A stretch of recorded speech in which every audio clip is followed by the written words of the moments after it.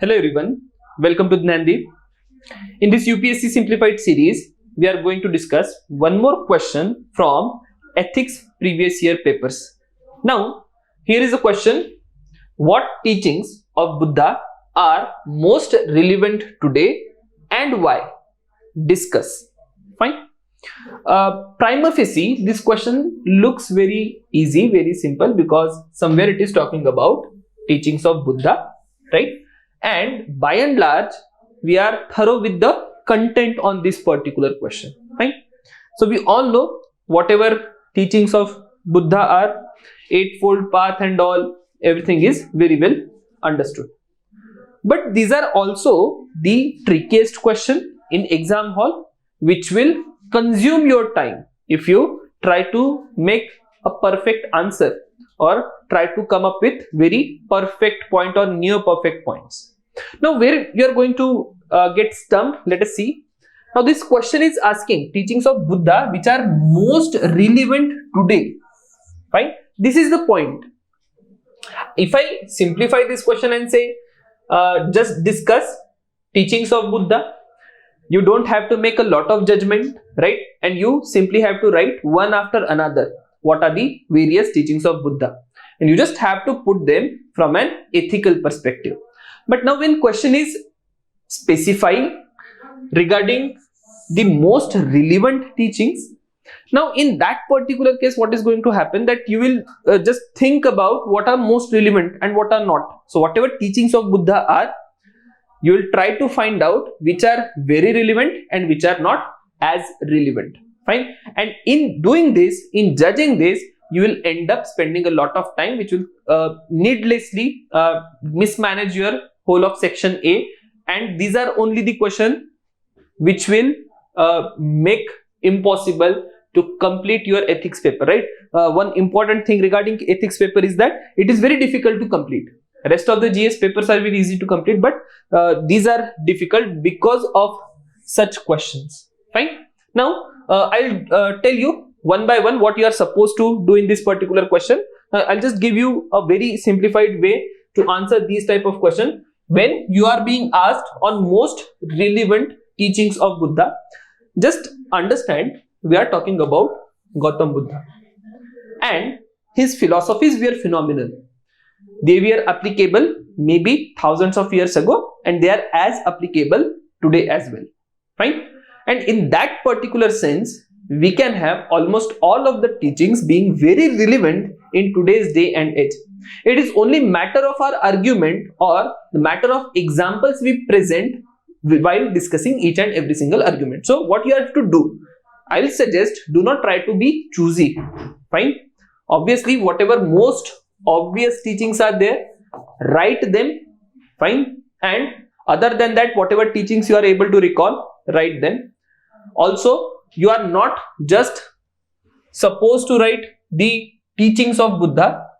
You have to justify it, because it is asking why. Now, every justification has to be substantiated with example. Merely writing teachings of Buddha and just doing some goal-matol things is not going to work here. You have to be very specific when it comes to examples. Write a teaching, right? That is your value, and just substantiate that value or that teaching with the help of an example. Well, certainly, I'll not be discussing each and every single example in this particular case, because that will needlessly delay our discussion. I'll just give you a brief idea what all you are supposed to do and what structure you are supposed to present when it comes to ethics answer. Now, having given you a brief understanding on how to approach this particular question, as always, I prefer, whenever I'm doing any ethics question, I will identify what are the dimensions of ethics. See, this particular question may also be written in a very generalistic way without giving it a flavor of ethics, right? But what I personally prefer, I will prefer to write this particular question in a very ethical language, in the language of GS4's paper. I will introduce something from values in civil services which we have to practice. I will also use words from values in personal life, which is again we are discussing or we discuss in our ethics paper. And finally, I'll talk about something called as emotional intelligence. You can also add many other dimensions if you wish, but I personally feel that whenever it comes to Buddha's teaching, some of Buddha's teaching are wonderful when it comes to practicing some values in civil services, right? Then I also tell what is important from civil services perspective, personal life, emotional intelligence. Let's take example of detachment. Detachment is a wonderful example of emotional intelligence, I would say, right? So that is why in this particular question, the dimensions I have identified which Buddha's teachings are going to touch will be values in civil services, values in personal life, and emotional intelligence. Fine. Now moving on, in introduction, I'll just write these dimensions. You see, when it comes to Buddha's teaching, they can help us achieve above values or above qualities as a human being or as a civil servant. Okay, so that is my introduction. Now in some of the cases there will be people who are barefoot of content, may end up writing something about Buddha or may end up writing something about philosophy of Buddha. But see, this is not a history question, right? This is ethics question. Ethics cha paper madhe this particular question has appeared, and in that particular case you cannot go beyond ethics, or you are not suggested to go beyond ethics. So even if you are introducing, try to introduce with a language of ethics, right? So that is why I am doing. You see, Buddha's teaching are going to help me in building values as a civil servant, values as a good human being, and it will help me have a better emotional intelligence, right? So that is my introduction. Now let's move on to body. In body, I have made two compartments. Rather, you can make three also, but I am trying to put it in two only. Buddha's values and how these values are going to, or Buddha's teachings and how these teachings are going to help us in emotional intelligence. That is one part I am going to address in this particular question, and then I am going to address how Buddha's teaching are going to help us as a civil servant and personal life. So that is how I am trying to identify which teachings are most relevant. Okay, so in building emotional intelligence, these are the teachings of Buddha which are most relevant, and in building civil services value or values in personal life, these are my teachings which are going to be very relevant in this particular text, right? Now I have just written bullet points. In this particular case your answer can be very lengthy, fine, and that is somewhere you will consume a lot of time.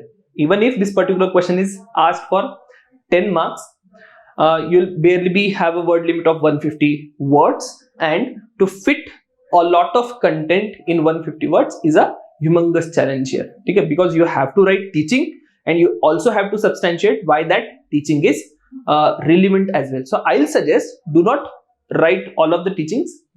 Try to be as precise while giving or substantiating with example. That is something the care you have to take. Now make sure that you are writing at least 10 points, and within 150 words you can have 10 points. That is a sufficient way to go forward.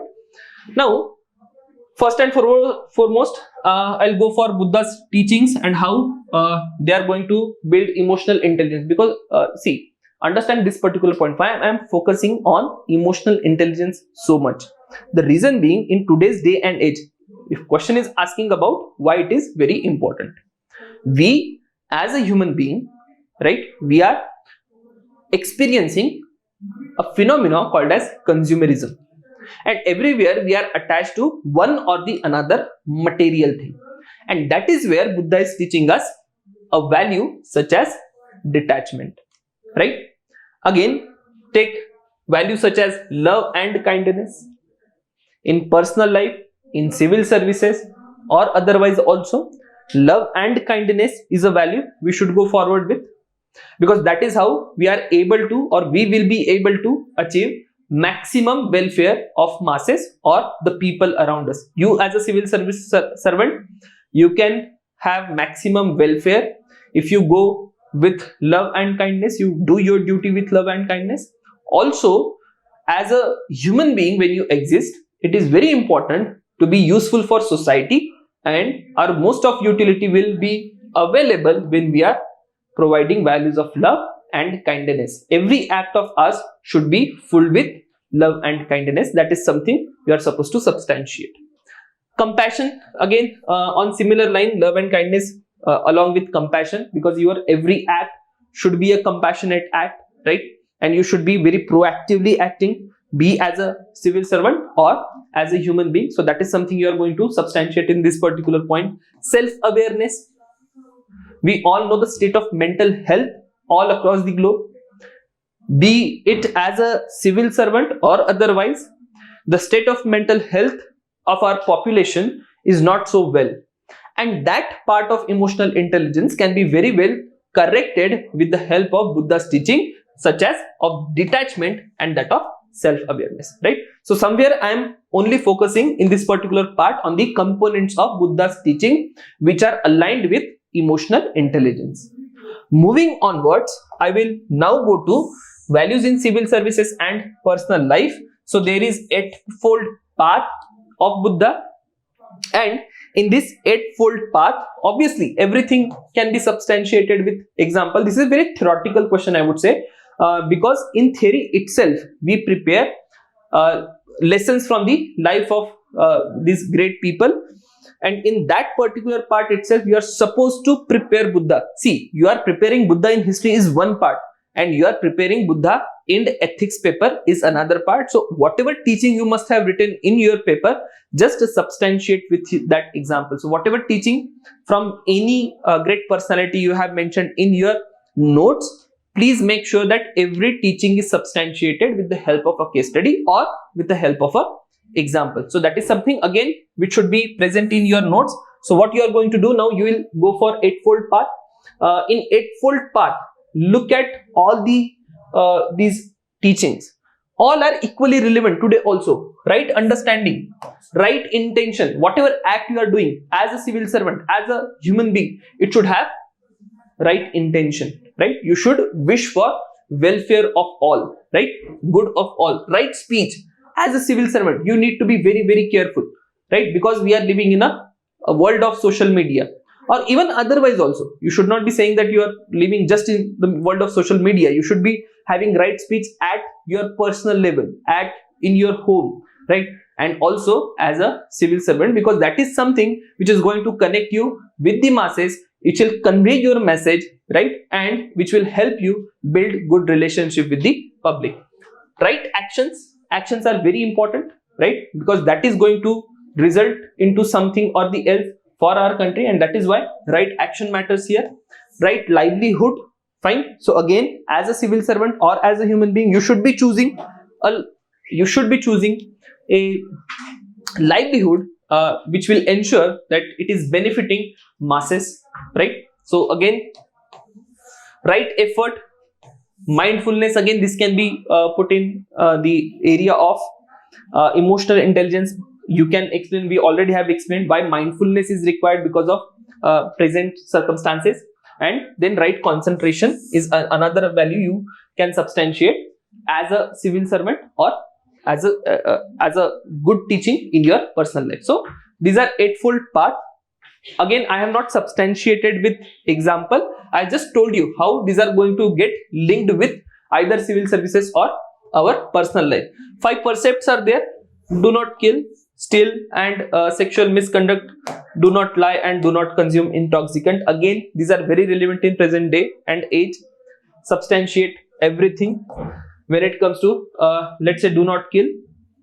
A lot of times we will have to ensure that our approach to our surrounding wildlife or life in general should be very compassionate, should be full with love and kindness, and that is how we are going to practice the precept of not killing.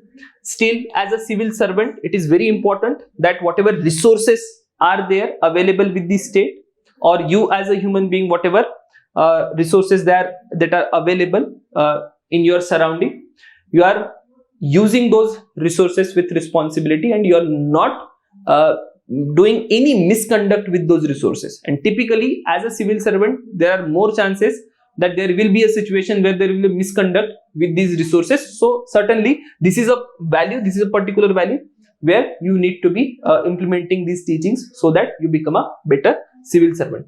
Again, at workplace, this is a teaching, right, which we need to make sure that we are not engaging any kind of sexual misconduct towards our fellow employees.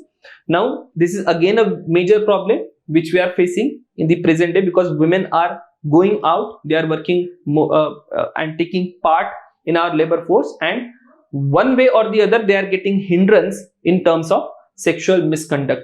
So we as a civil servant or as a human being should ensure that there is no sexual misconduct which is being tolerated, and no misconduct is from your side also. So that is why this is something which we need to practice. Do not lie.